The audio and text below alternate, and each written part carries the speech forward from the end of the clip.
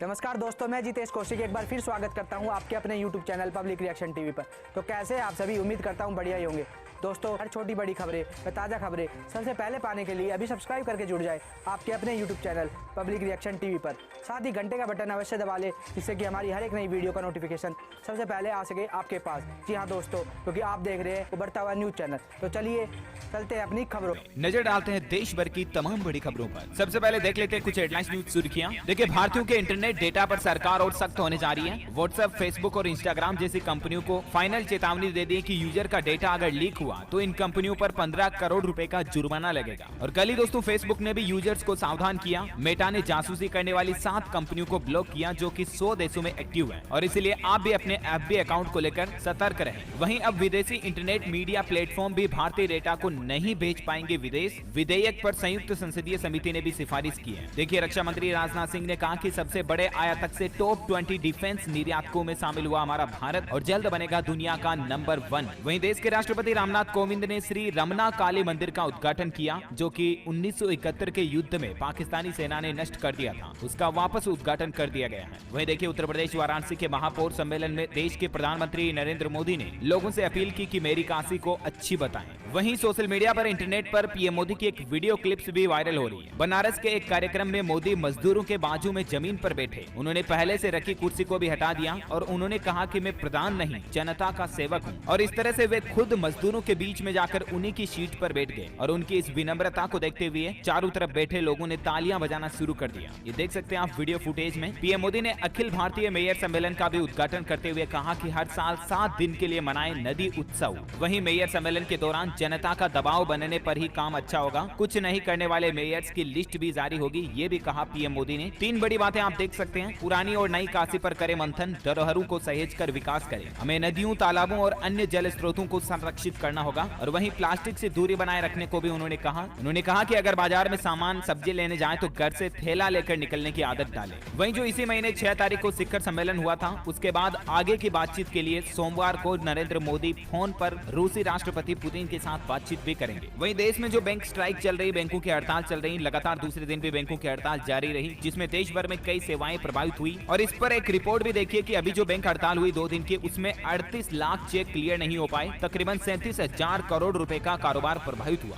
क्योंकि इस दरमियान देश भर में तकरीबन 9 लाख कर्मचारी बैंक हड़ताल पर थे। वह देखिए, ममता सरकार को सुप्रीम कोर्ट की तरफ से बड़ा झटका लगा है। सुप्रीम कोर्ट ने बंगाल सरकार की ओर से गठित आयोग को पेगासस मामले की जांच से रोका। सुप्रीम कोर्ट ने एक और अहम फैसला भी सुनाया दिल्ली दंगा पर कि नेताओं पर एफआईआर को लेकर 3 महीने में फैसला करें। हाई कोर्ट को सुप्रीम कोर्ट ने ये निर्देश दिया। वहीं सुप्रीम कोर्ट ने सरकार से ये भी कहा कि सेक्स वर्कर्स को राशन, वोटर आईडी और आधार कार्ड मुहैया कराएं सरकारें। साथ ही महाराष्ट्र सरकार के लिए भी एक अच्छी खबर आ रही है कि सुप्रीम कोर्ट ने बैलगाड़ी दौड़ की मंजूरी दे दी है। साल 2014 से ही इस तरह के कार्यक्रम पर प्रतिबंध लगा हुआ था महाराष्ट्र राज्य में, तो सुप्रीम कोर्ट की इजाजत के बाद पूरे राज्य में लोगों में जश्न का माहौल देखने को मिला। दरअसल दोस्तों, महाराष्ट्र में ये एक बैलों का इस तरह का एक कार्यक्रम होता है, या जिसे हम कह सकते हैं कि एक सांस्कृतिक प्रोग्राम होता है। इस पर 2014 से बैन लगा रखा था, तो सुप्रीम कोर्ट ने इसकी वापस खुल कर दी है। वहीं जो सरकार ने लड़कियों की शादी की उम्र बढ़ाने का फैसला जो लिया, उस पर सपा सांसद ने एक विवादित बयान दिया और बोले कि इससे आवारगी बढ़ जाएगी। देश में कई लोग लड़कियों की शादी की उम्र बढ़ाने का विरोध कर रहे हैं। झारखंड के मंत्री ने कहा कि बढ़ाने के बजाय कम करनी चाहिए उम्र। यूपी के सपा सांसद बोले कि आवारगी करेंगी लड़कियां। फिर कितना घटिया और घिनौना बयान दिया इन्होंने। मतलब इनकी सोच में लड़कियां इस कैडर में होती हैं। आपको पता होगा, कल ही सरकार की तरफ से इस तरह का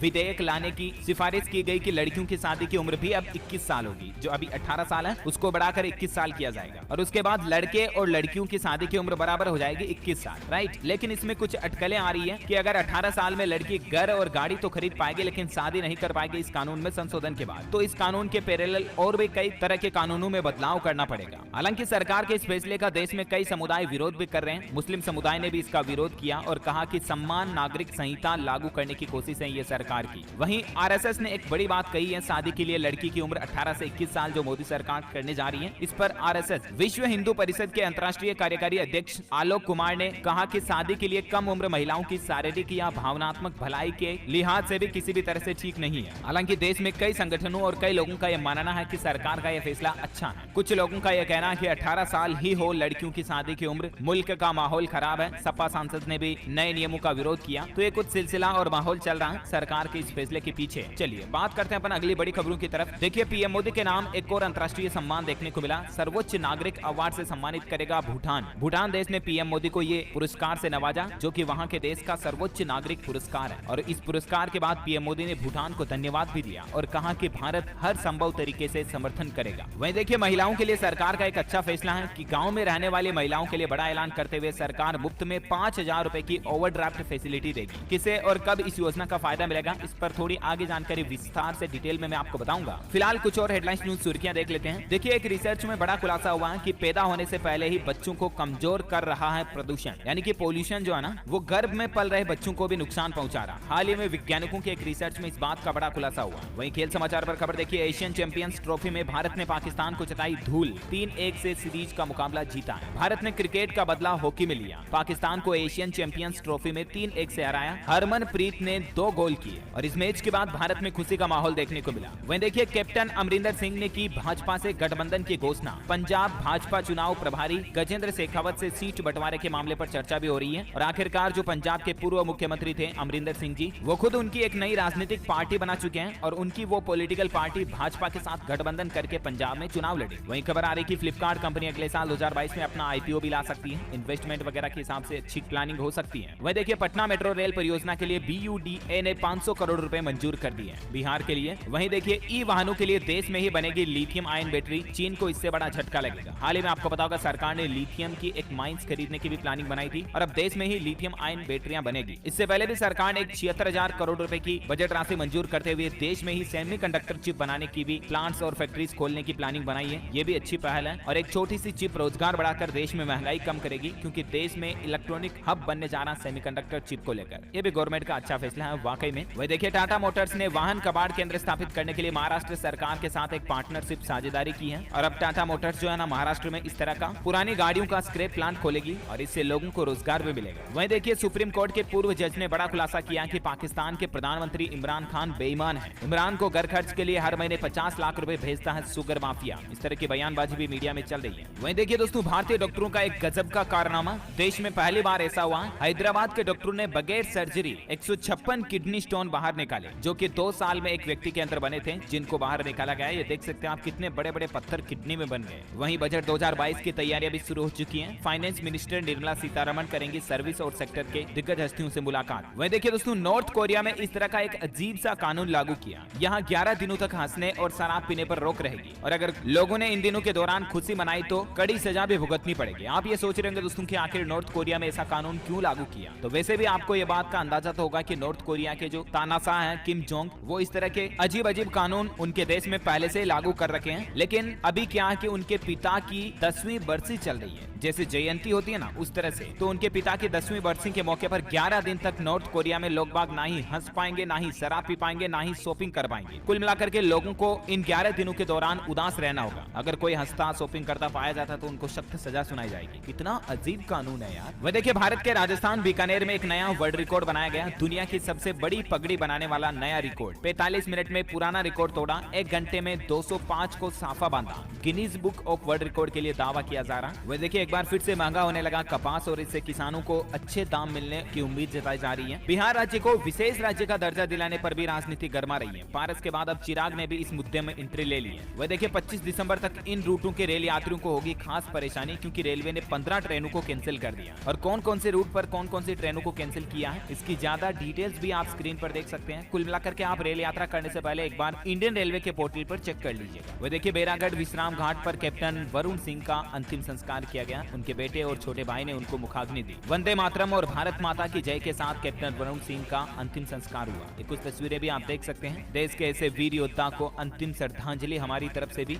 अगर आपको हमारी खबर पसंद आई हो तो हमारी खबरों पर एक प्यारा सा लाइक जरूर दें। जी हाँ दोस्तों, और साथ ही खबरों को ज़्यादा से ज़्यादा शेयर करें और कमेंट बॉक्स में इन खबर पर आपकी क्या है राय वो हमें ज़रूर बताएं। आज की खबरों में सिर्फ इतना ही। मिलते हैं अगली खबर में। जब तक सब्सक्राइब करके जुड़ जाइए आपके अपने YouTube channel public reaction TV से, और साथ ही घंटे का बटन जरूर दबा लें ताकि हमारी हर एक नई वीडियो पहुंच सके आपके पास सबसे पहले। जय हिंद, जय भारत।